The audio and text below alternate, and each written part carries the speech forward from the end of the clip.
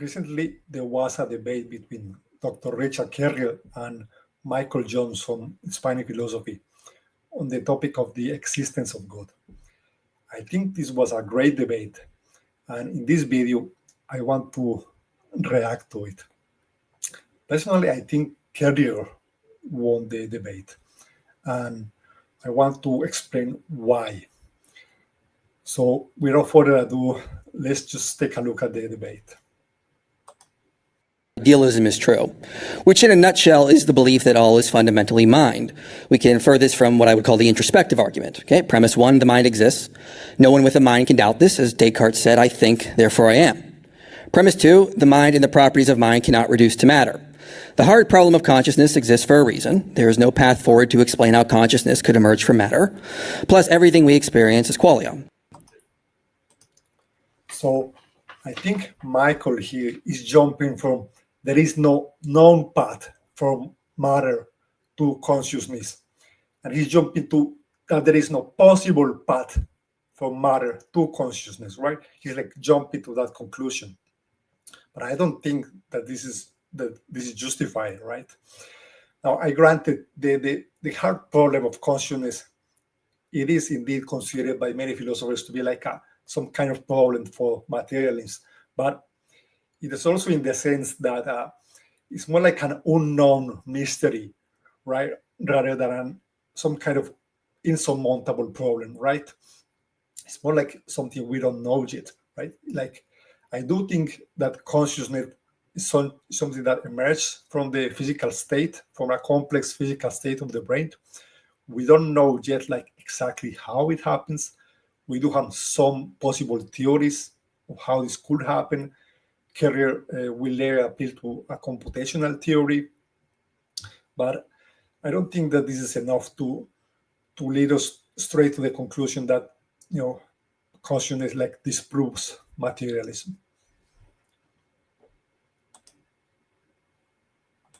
Take bundle theory, for example, which is that physical objects exist as bundles of properties. For example, you could describe an apple as red, round, shiny, smooth, and tasty.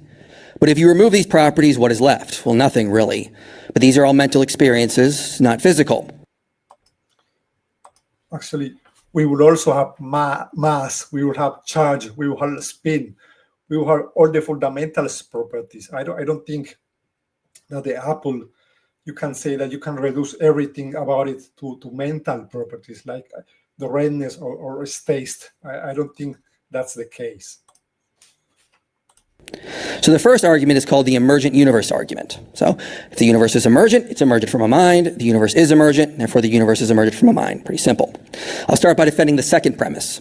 Okay, so what he's going to do here, basically, his argument is going to appeal to some problems that quantum field theory has in taking quantum fields as fundamental or particles as fundamental. And he's going to say that there are some problems with the theory, and problems in this case is like it cannot fully explain all the math of this phenomena or this phenomena.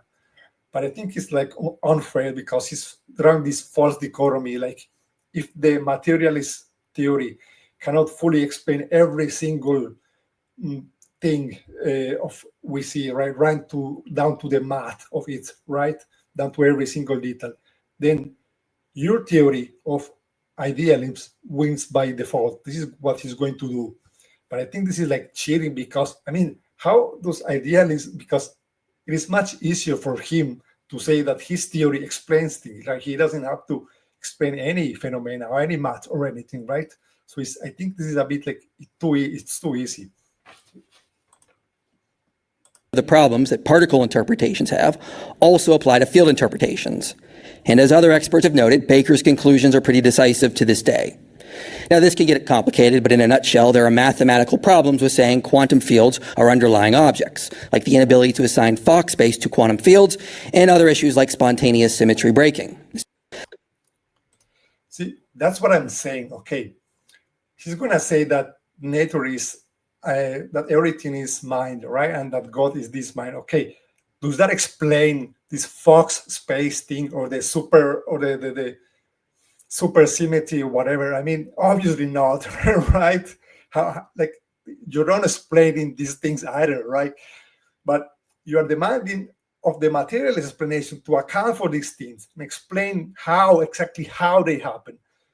But later you're going to say, okay, everything is a mind, and you don't have to explain anything. So it's like, it's super easy. Like, you have it very easy to say, oh, my theory explains it where yours doesn't, right? And by the way, he's quoting a scientist, David Baker. I found something here, right? It says here, his work explores the difficulties and problems in quantum theory, but does not argue for its disproof. His work is in the tradition of quantum mechanics, not against it. So what I'm saying here is that David Becker is not saying, okay, these problems are so big that they disprove quantum field, like it makes it very unlikely, right? He's just saying that there are some issues that we need to work on, right? And a second point, I think Michael is drawing a false dichotomy here. Like, here, quantum theory is true, and the fundamental and particles and quantums are the fundamentals, or the fundamental things, or idealism is true and mine is the fundamental thing.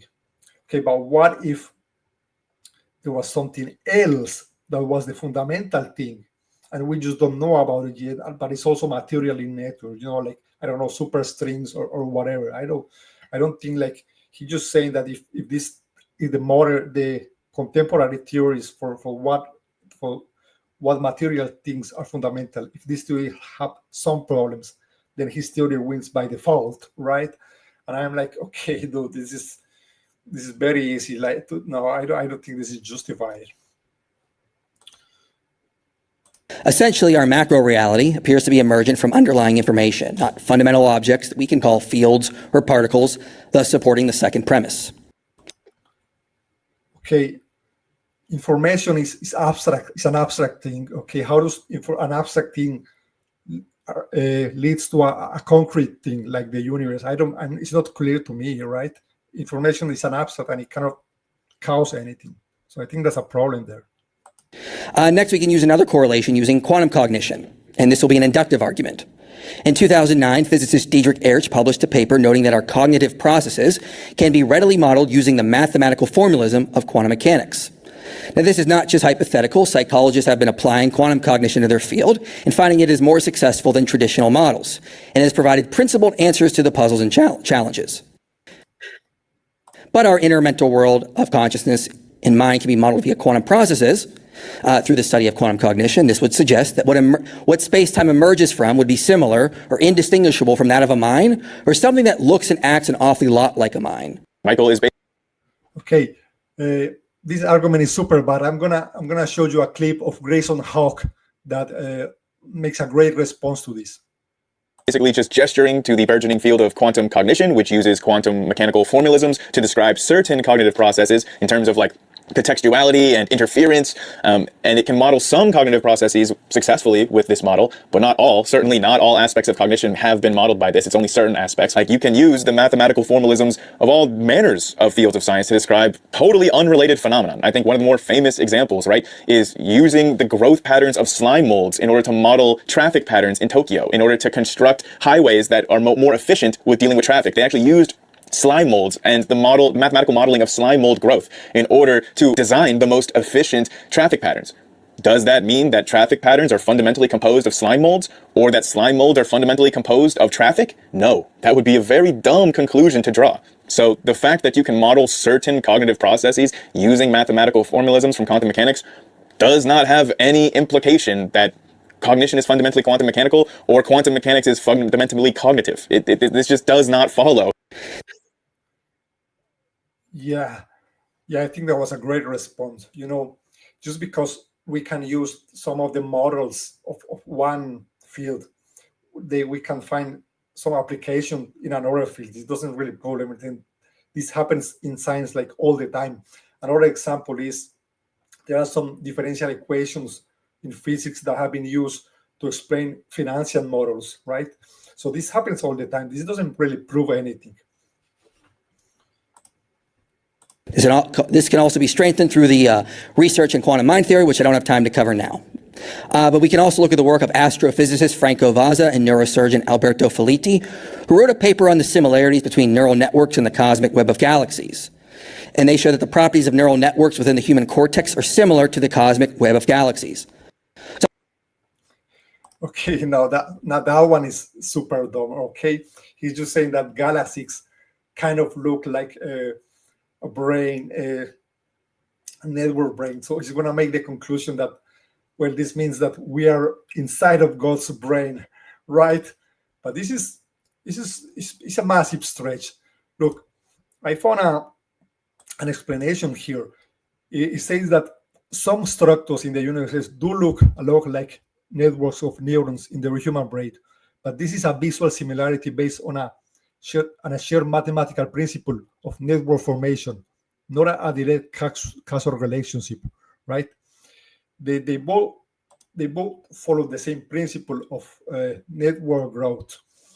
And there are other examples. I was able to find additional examples. For example, sponges, when you look them under a microscope, they look also kind of similar. They also have like share some of these same patterns, right? Does it mean that, oh my God, the universe is a massive sponge, right? No, I don't think it is. I also found some cells some cerebral walls that look similar to that. And it's like cells of any kind of cell, not just cells in the brain, right? So this is a very bad argument, really. Something we would expect if the universe is emergent from a mind. This is less likely if physicalism is true, but it would be predicted by idealism. No, I don't think idealism predicts that the actual universe is going to look like a physical brain, because idealism doesn't predict that God has a physical brain, right? I don't think so. Even then, even if it was true, I don't think like it follows, right, from what he's saying. Okay, the next argument is the moral argument. The final argument I'll present is the moral argument. Premise one, non-natural moral realism is true. This is the view that moral facts exist objectively and are not reducible to natural properties like happiness or anything in nature. Right. I think the moral argument is really bad. You know, the very first video I made in this channel was refuting the moral argument. So please go check it out. Basically, I actually do agree that morality can be seen in an objective kind of way. But I think that this will be grounded on the effects that our actions have on conscious beings. And to say that this is grounded on what God says, I think this faces a massive problem with Euthyphro's dilemma, right? It's like, it's something good because God says it is, because if it's the case, then morality is also subjective, right? God is also a subject by definition, right? Or is God commands something because it's good, right? In that case, that moral facts are good independently of whatever God says, right? I don't think there is a good solution to this problem. Cannot be natural because of issues like the is-ought problem or G.E. Moore's open question argument. Something that is in nature is not evidence of something we ought to do. I have a bit of more nuanced vision of morality. I actually kind of agree with Michael here. I don't think we can get an out from in an atheistic morality. I don't think it's possible. Like there is nothing making it like normative, like making morality have any authority over you. So I actually agree with him on this. The natural world only contains descriptions. Prescriptions exist between minds. I could prescribe you the task of guarding me at this event, but that prescription exists between two minds.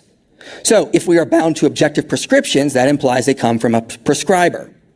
As Peter S. Williams says, I have moral obligations, but since I can't be obligated by anything non-personal, e.g. the evolutionary history of my species, I must be obligated by something personal.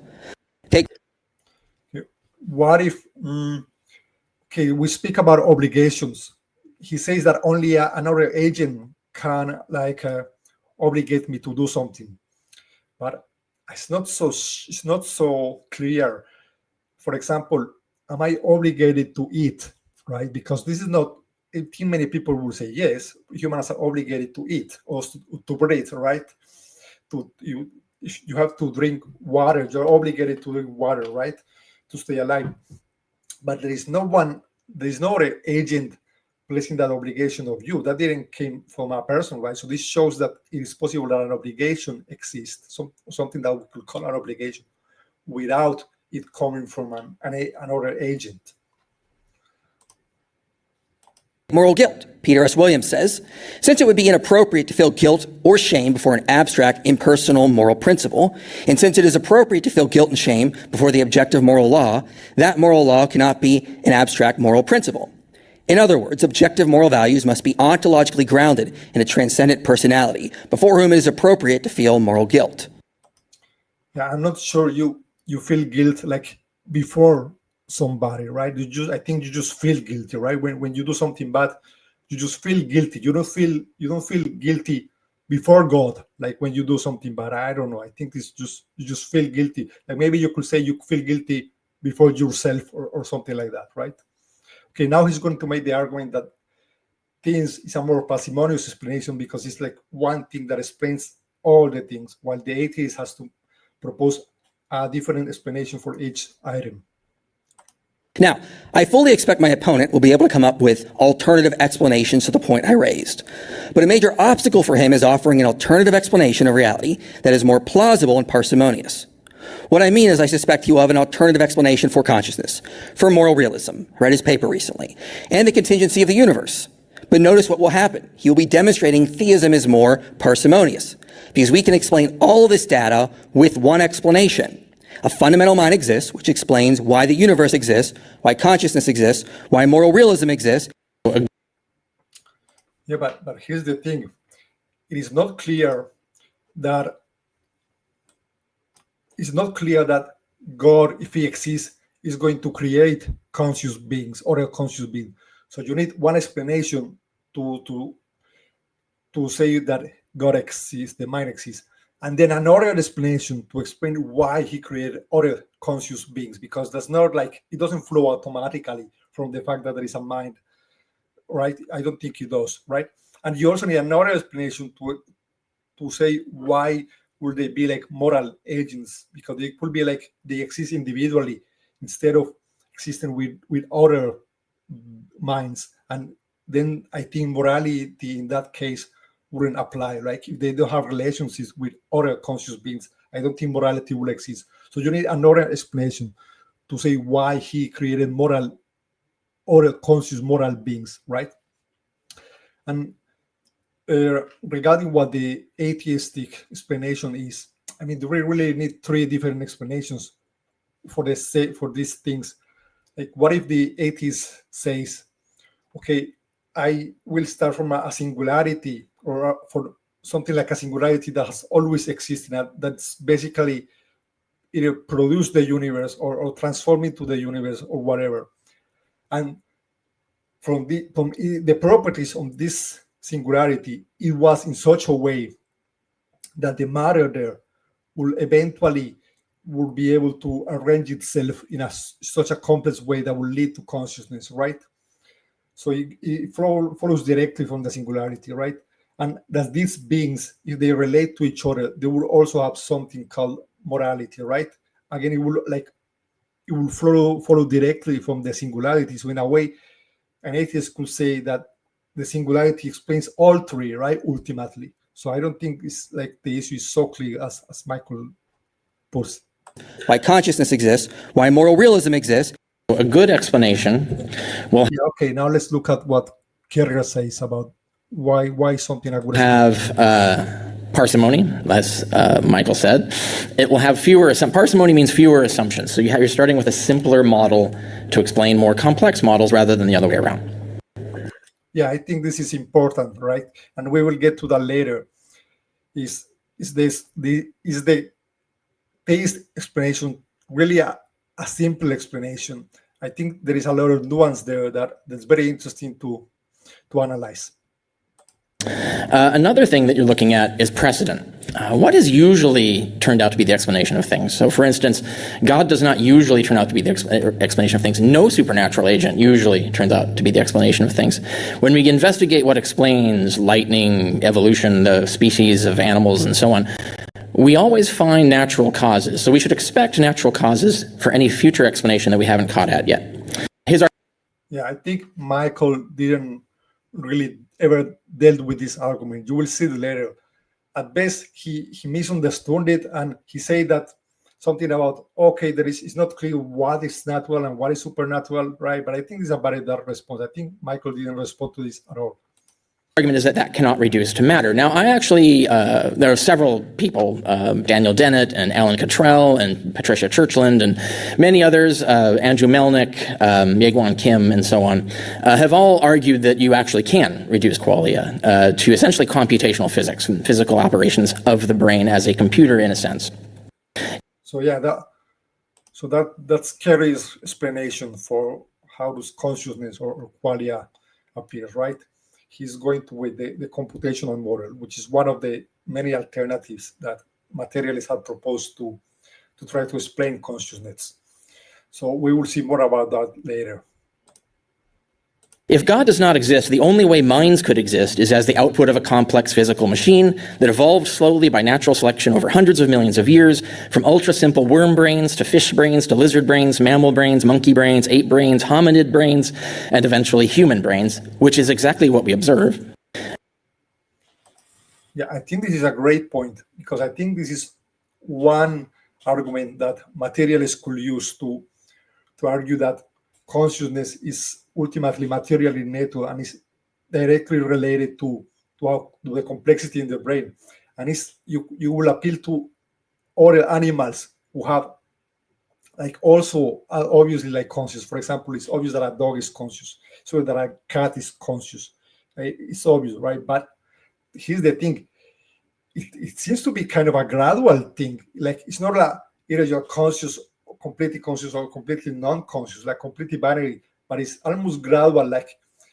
Is it like a fish conscious, right? It's not, okay, I think probably maybe yes, right?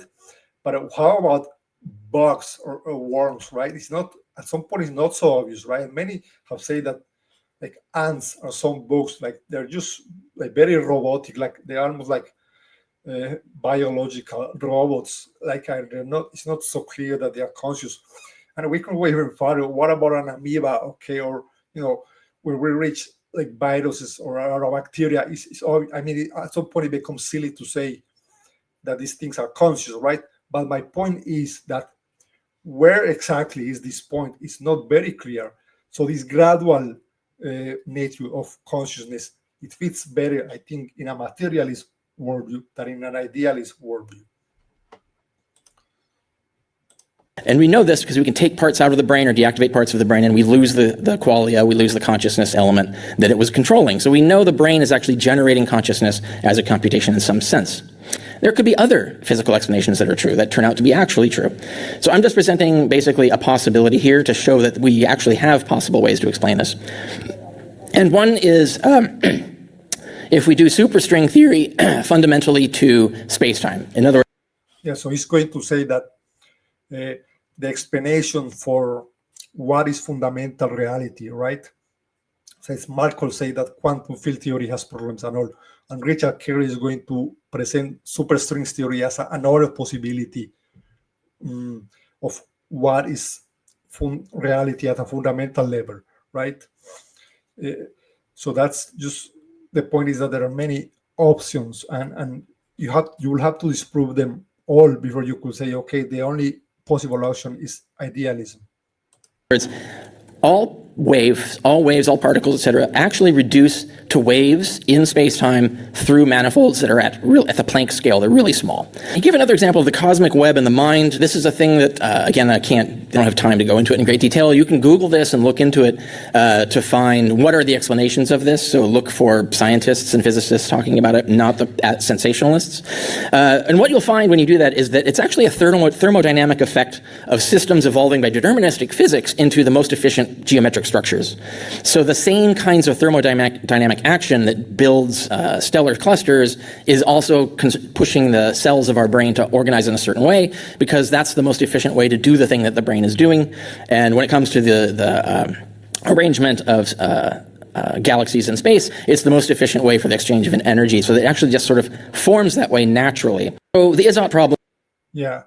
So that was Carrier responding to that silly argument that the universe kind of looks like a brain. Okay, so just like I said, this has something to do with thermodynamics and with this being an efficient arrangement in which matter will naturally gravitate towards, right, in certain specific scenarios, right? So there is nothing magical about it. It's not like, oh my God, we are inside God's brain. I mean, the idea is so silly. I mean, why would God's brain look the same as a human brain? Okay, that doesn't make sense.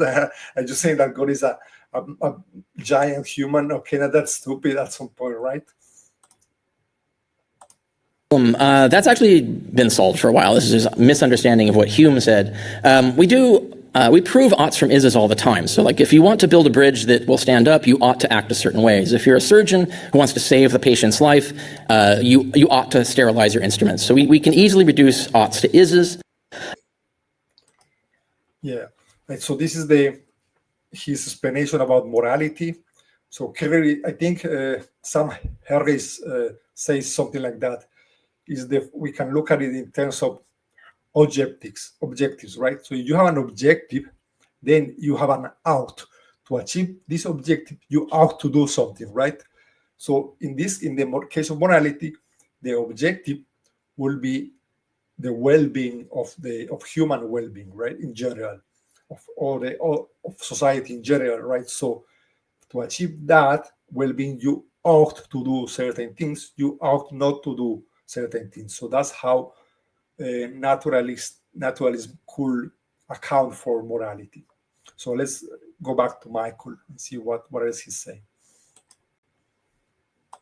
He said supernatural explanation is not an explanation. I want to rebut that by saying, could you define what natural and supernatural are? How do we distinguish this? Because I think there's a lot of gray in that, and these terms are not properly defined.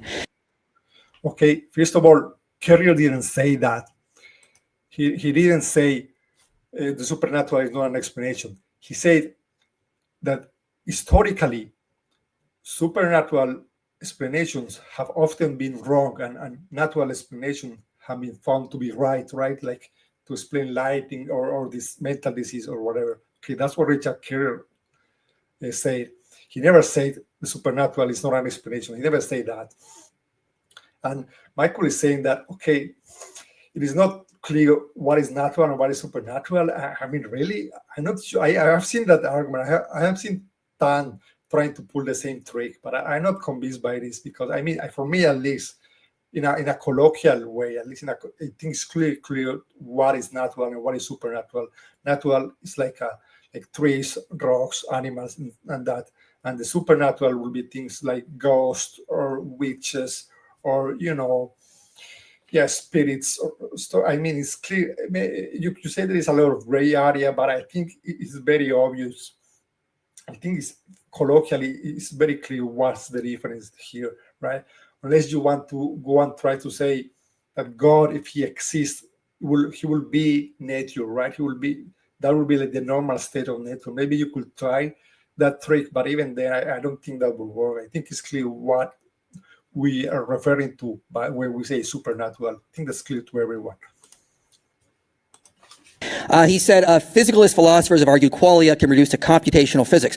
I don't think I disagree. I'd like you to explain more on that. My point was that qualia does not reduce to a material substance. So if you have an idealist ontology, we experience qualia, which I would say could be reduced to information. Totally agree. Not a problem there.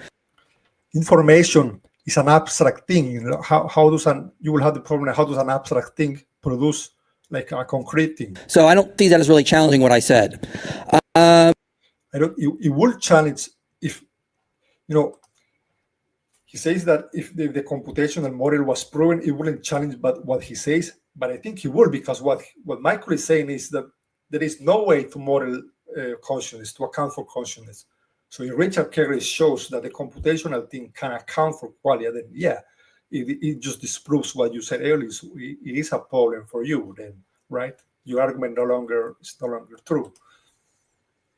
You said minds can exist out of being complex machines, or they're complex evolved computers. On your view, that needs to be justified. We just can't say brain, magic, therefore consciousness.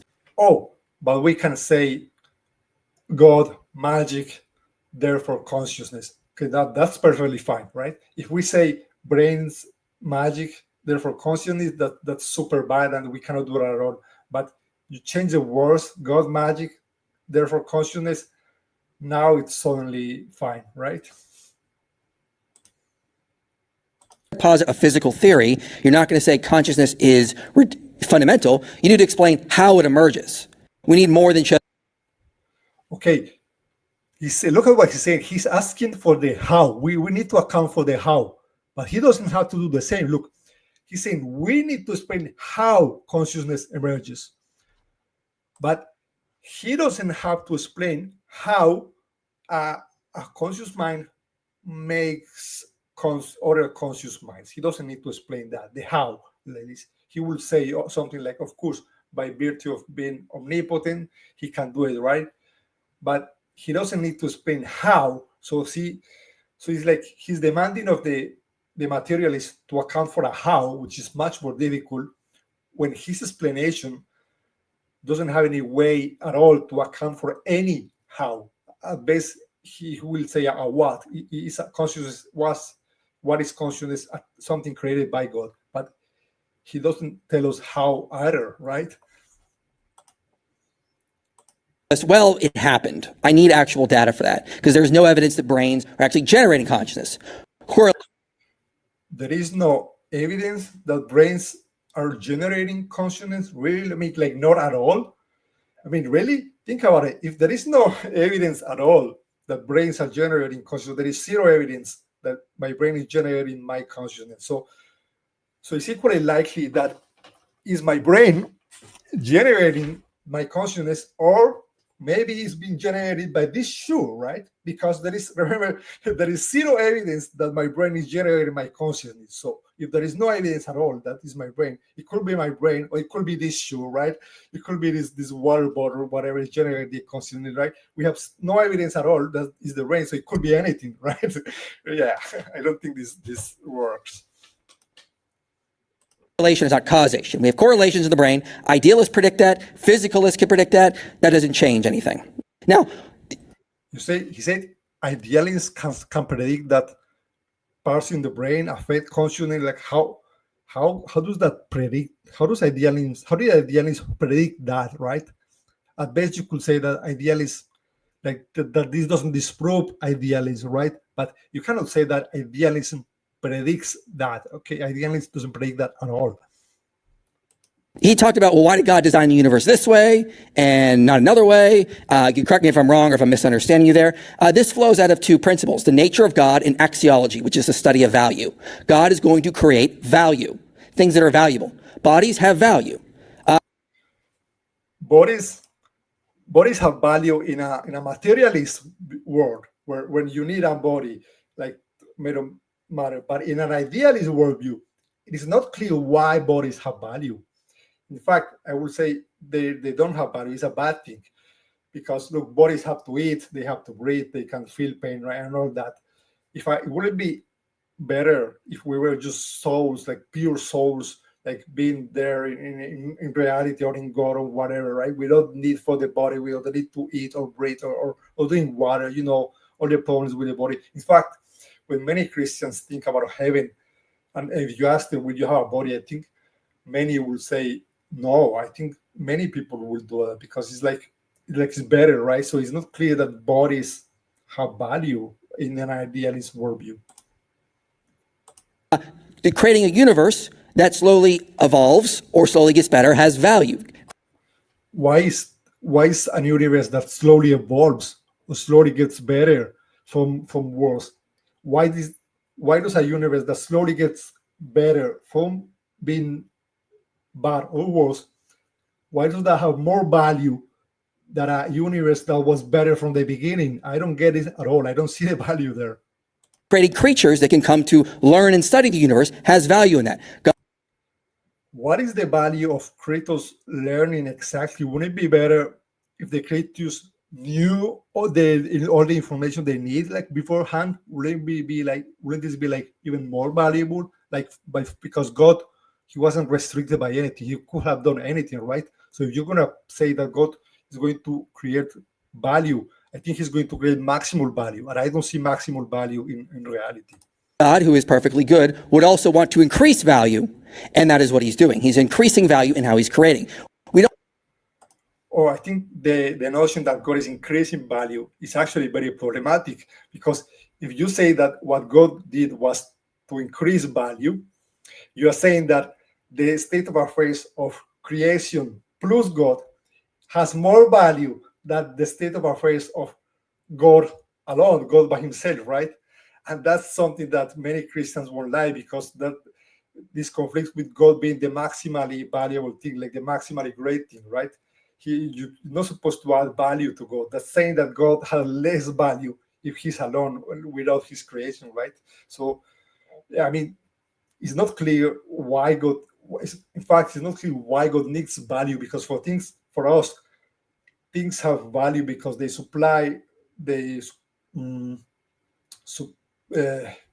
satisfy some of our needs, right?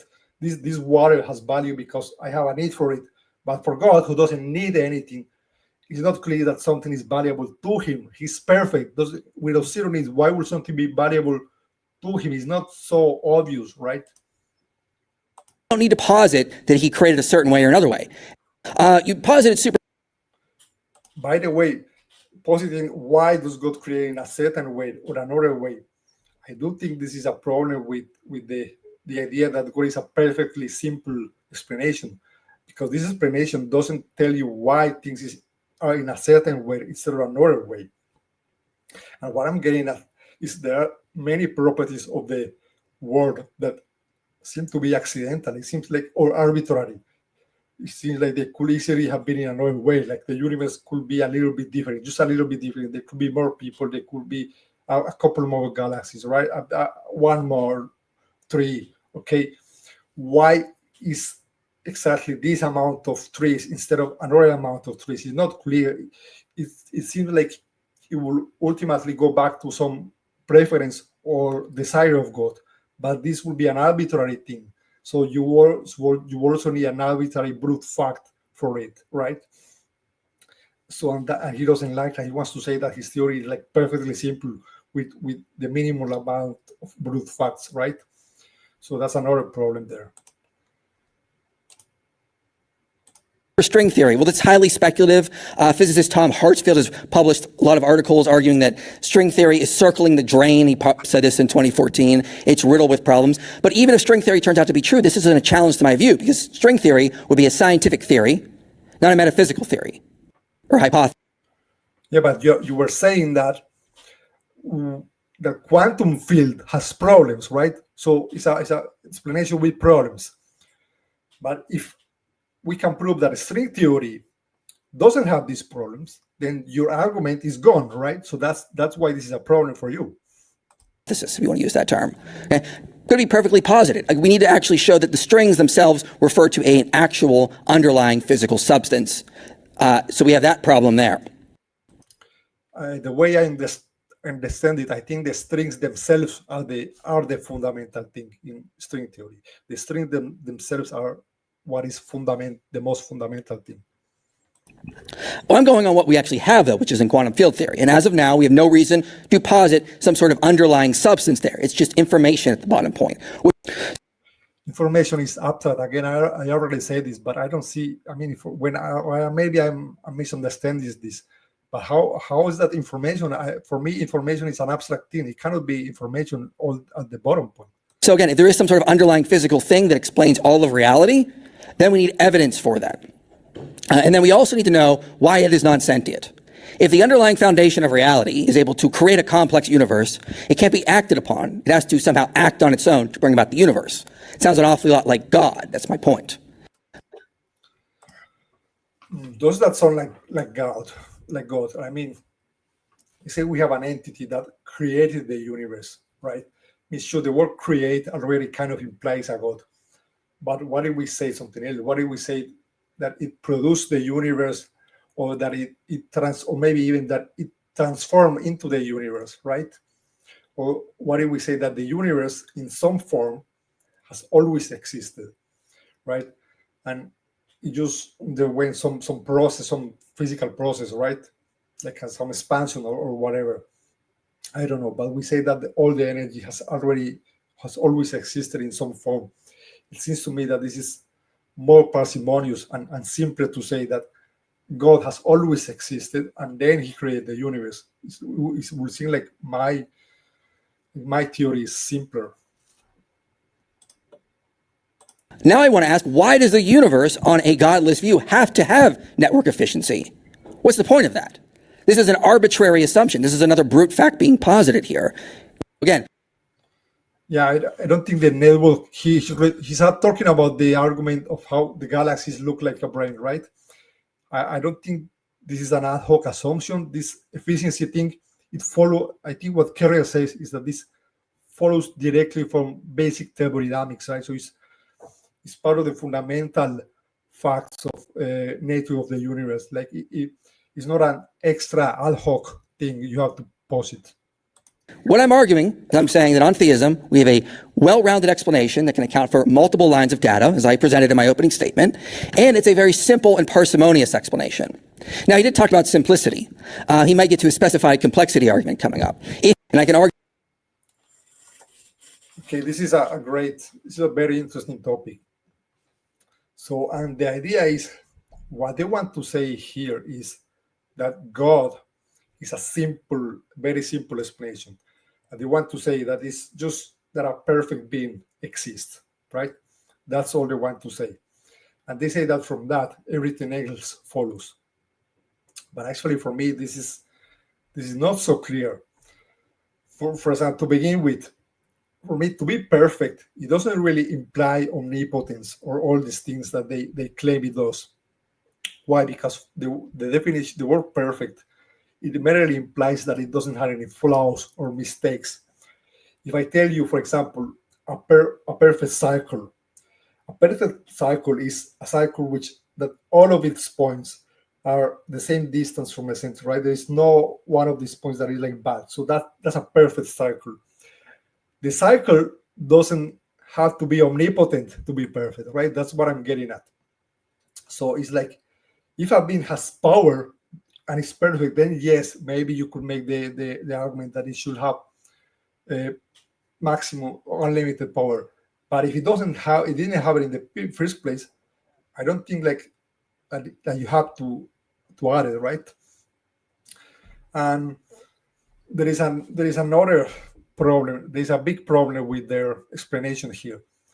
Is that you need a simple explanation, but you need a simple explanation that explains all the data.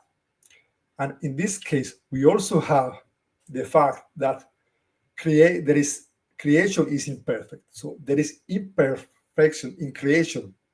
So how do you account for that? If you start from the hypothesis, a perfect being, you don't get to a creation that is imperfect, like naturally, like not at all. It doesn't follow at all. What you have to do is you have to posit an extra explanation of why creation is imperfect. And what Christians will do, they will try to appeal to the fall of man or free will or whatever, some really weird explanations, right? But the point is that you need that additional hypothesis to explain the data. Otherwise you cannot explain it. So you're saying that your hypothesis was perfectly simple, right? A perfect being exists, but in fact, it is not the case. You need these additional things to explain why creation is imperfect, why this, why that, right? So yeah, it's not so clear to me what he said. That the mind itself, from philosophers like Richard Swinburne, Dr. Joshua Sijuati, actually has a very simple ontology. Again, it's just perfect being theism. We don't have to posit complex parts because the mind is not composed of physical parts. So it's actually a much simpler explanation. Finally, right, I just wanted to add something here.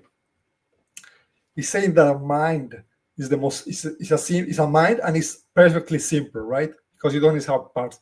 But here's the thing: from what we know, according to what our experience, our knowledge, our background knowledge of what minds actually are the most complex things that there exist, or I mean brains, right? Minds just happen to be caused by the most complex structure that is we have ever seen in the universe, right? So all background knowledge says the opposite, that like minds are more, if anything, minds are more complex than things. How is it then that you, like, that's in the material world? How is it then that if we go to the immaterial world, then we can suddenly say that it's the opposite? Like, you're going to say, okay, a mind, and especially simple, right? I mean, how do you know that God doesn't have parts? It seems to me like you're just postulating that, right? And you can do it because we don't know how God looks like, right? So you can just postulate whatever you want. You can say he doesn't have parts, but how do you know this, right? You're just postulating that. You said consciousness is a process. Question: Who am I talking to? How's that different than talking to a river or an avalanche? No, consciousness. If we're just processes, this is a meaningless conversation. There's no agents here. Oh my God, this is so dumb. This is just something. This is exactly the kind of thing that Jimbo will say.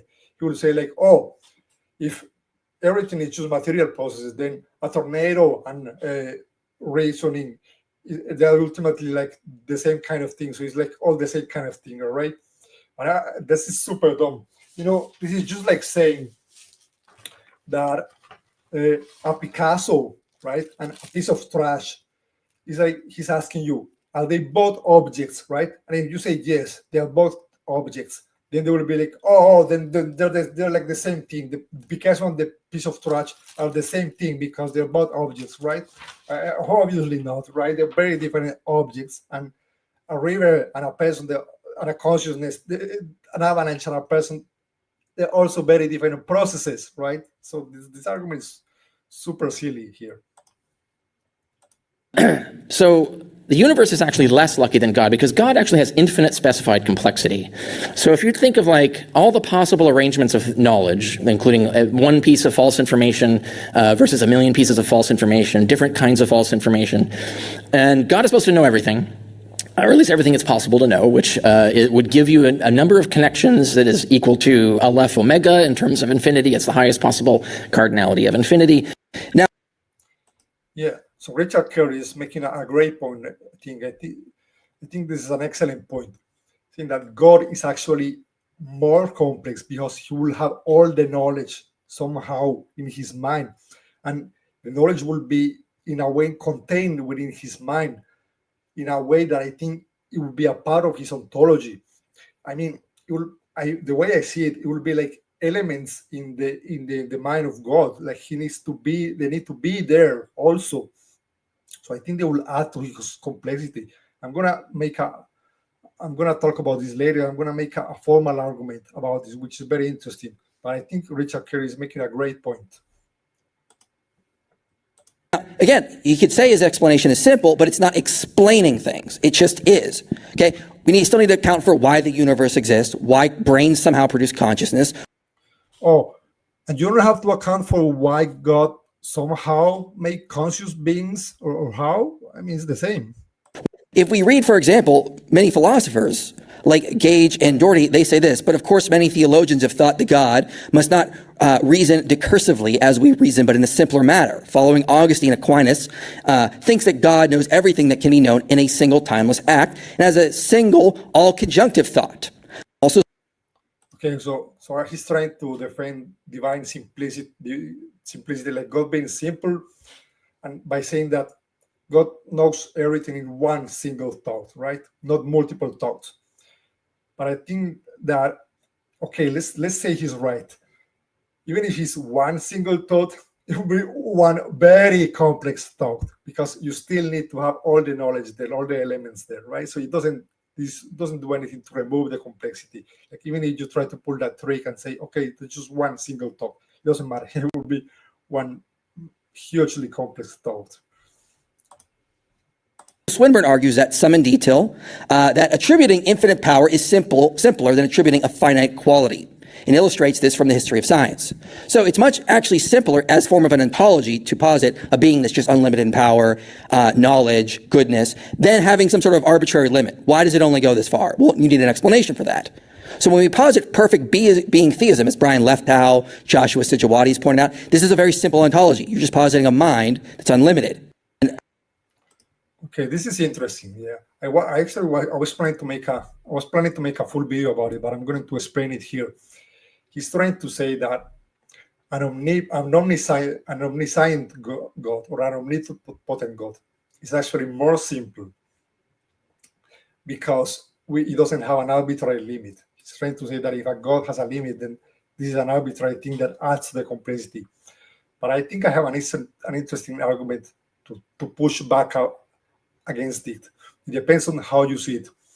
Now, here's my argument. Imagine that we have 4 facts that can be known, right? Fact number 1, fact number 2, fact number 3, and fact number 4. Done. We have a God that knows fact number 1, that only knows fact number 1. And we have a second God, that knows both fact number 1 and fact number 2. Now, which of these 2 gods is more complex? I think the answer is actually God number 2. I think the God that knows more facts is more complex in that case, right? It seems intuitive to me to say that. He's like an additional element in his mind in some way. And by the same logic, a God that knows fact number 1, fact number 2, and fact number 3 will be more complex, even that God that knows only 1 fact or only 2 facts. But what Michael is trying to say is that somehow when we get to fact number 2, when we get to all 4 facts, that the trend somehow reverses. And now we have a God that knows all the facts, right? And that this then somehow this is simpler. But I think there is a mistake here. I think he's confusing this God being actually ontologically simpler with it can be expressed in a simpler sentence, right? In less words. I think that's what he's doing. The fact that the idea can be expressed in less words, it doesn't necessarily mean that it's simpler, right? So the way I see a God that knows all of the information, it actually has all of the information in his as elements in his mind somehow, just like Richard Carrier was saying earlier. So for the way I see it, actually, no, we cannot say okay, an omni God is simpler than a God with an arbitrary limit. That's not the case at all. So God will be actually maximally complex in this perspective. That's my original argument for this. I came up with this, by the way. Has all these weird arbitrary limits, arbitrary properties. This is about a very complicated explanation. We can't. The evolution of the mind is super slow. We got worms, rats, all. Okay, just to kind of slip that one. I wanted to say that we also need arbitrary things to explain why the universe has some arbitrary traits instead of other. Like, why are there this number of trees instead of this other number of trees? I think you have to appeal to an arbitrary desire of prevalence of God. Okay, now let's look at what Carrier says about the consciousness and the mind. Monkeys, apes, and they're less humans. conscious than us. How does consciousness come out of brain processes? I mean, we just can't say, well, it does. Explain how it actually does. Yeah. Oh, we could just flip back the question to Michael, right?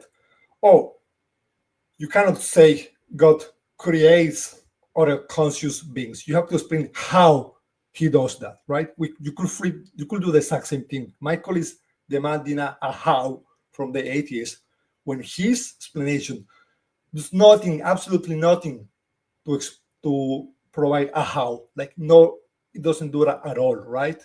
So it's kind of unfair thing. I think it's cheating. It kind of feels like cheating because for him it's too easy to say that. But if you say matter does it, you have to explain how. You have to explain all the math to every detail. But if you say God did it, that's it. You don't have to do anything else. So if you were to interfere with that computer, if you were to turn it off, for example, its consciousness would go away. If you were to cut out the piece that does the color red, it won't see the color red anymore. But seeing red is not consciousness, though. You can see red or not see red and still be conscious. What I'm saying. Yeah, but I think you have to perceive something, right? You can see or not see red, but you at least hearing your thoughts, right? Or you are, at the very least, I mean, you are seeing black when you're not seeing anything. But what I'm getting at is like you're either hearing your thoughts, or I mean, you're feeling, you're experiencing, feeling your your thinking process, right? You are perceiving something. That's what Richard Carrier said. He's obviously not just about seeing red. Okay, you're perceiving something. That's what Carrier is getting at. Is that's what causes the redness. By cutting it out, we can prove that the redness is being generated by that computer circuit, because when you remove it, it's gone. Is correlation causation? Well, in this particular case, it is, because we can triangulate. What's the evidence for that? Because we can triangulate. Not only can we remove it, we can stimulate it. So we can actually activate it with an electrode, and the color red, we experience it. And that's just evidence of a correlation, though, right? Okay. So I think I will ask Michael, like, okay, how could you ever prove causation there? Because if you had some very direct evidence of we affect this part of the brain and this thing changes, right? I mean, for me, this is very clear evidence that this was causing this, right? To say, oh no, that's just could be correlation causation, right? I mean, like, okay, but on which grounds do you say that? I mean, the natural conclusion from that fact is that the thing was causing the other thing. That's how we normally detect causation in science, you know. Like, I will ask Michael, how on earth could you possibly prove causation then? If you can always say, oh no, that's just correlations, like, for no matter what evidence do you have, right? So yeah, that was the end of the video. That's all I have to say on this. I think all in all, I think Dr. Carrier won the debate. I think he had better argument. I think Michael's arguments were real bad. I think Carrier did a great response to that. So yeah, how about you? Do you agree with me? Who do you think won the debate? Please leave a comment below. Also, thank you for watching. Please subscribe to the channel and like this video. This helps me a lot. Also, please support me on Patreon. You know, I'm from Colombia and I don't have much money, so that would be a huge help if you could help me out there. Okay, bye and see you next time.